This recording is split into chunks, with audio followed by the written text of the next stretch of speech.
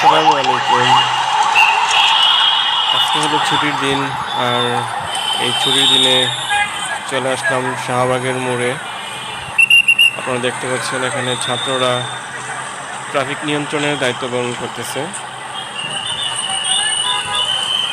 তো আমিও চলে আসলাম ট্রাফিকের কাজে, সাধারণ জনগণকে সাহায্য করার জন্য।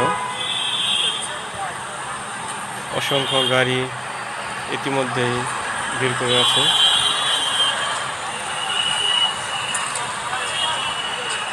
যান চলাচল বেশ স্বাভাবিক, এখন আর কোনো সমস্যা নেই।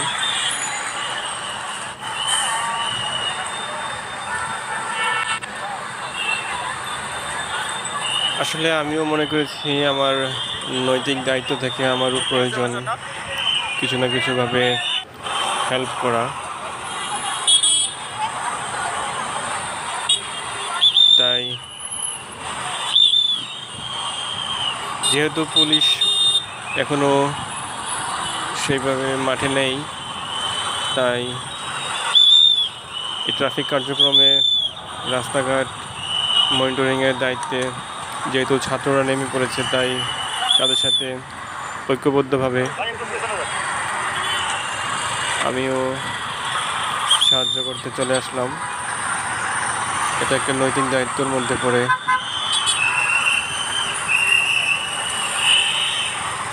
ঢাকা শহরে যে পরিমাণ জ্যাম, রাস্তাঘাট শৃঙ্খলা নিয়ে আসতে একটি পরিকল্পিত ট্রাফিক ব্যবস্থা প্রয়োজন।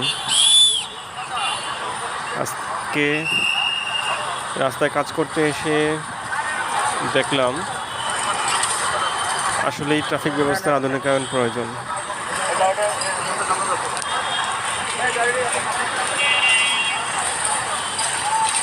এভাবে রাস্তায় ট্রাফিক নিয়ন্ত্রণ খুবই কষ্টকর।